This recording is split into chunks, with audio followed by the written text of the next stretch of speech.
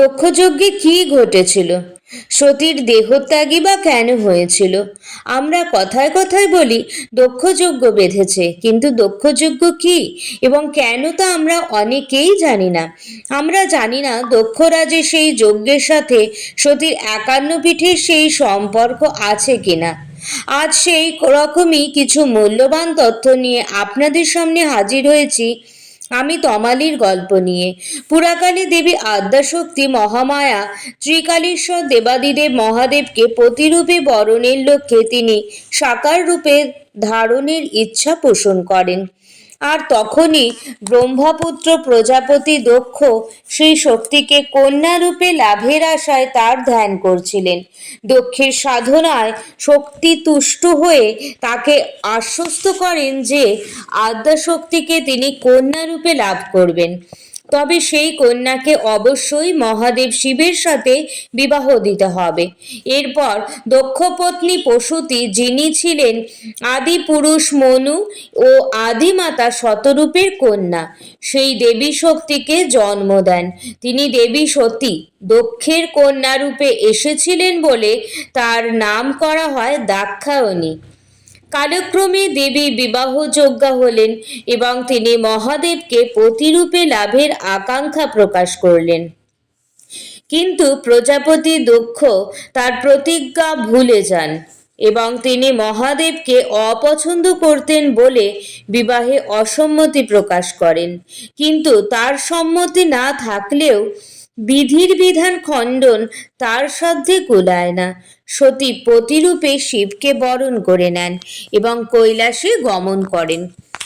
কিছুকাল যাপনের পর দেবী জানতে পারেন পিতা দক্ষ মহাযজ্ঞের আয়োজন করেছেন।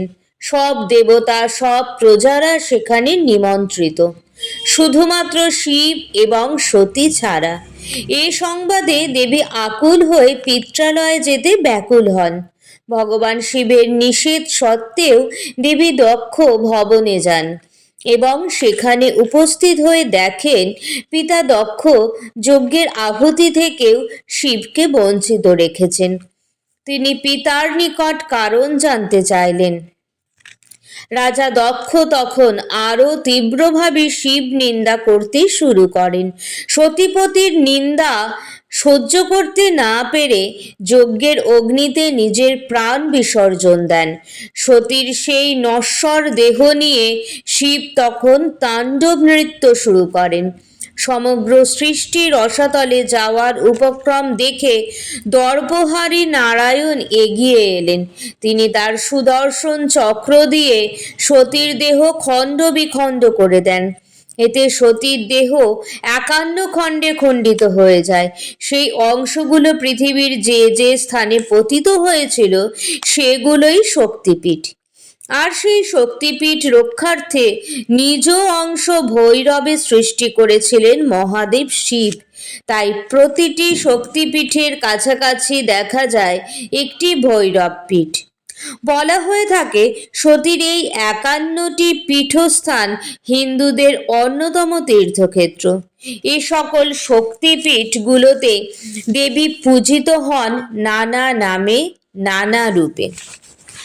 আজকে তমালির গল্পে আমি আপনাদের এই বিষয়ে বা সতীর দেহত্যাগের বিষয়ে কিছুটা জানাতে পারলাম। যদি আমার ভিডিওটি ভালো লেগে থাকে তাহলে অবশ্যই সাবস্ক্রাইব করে দেবেন।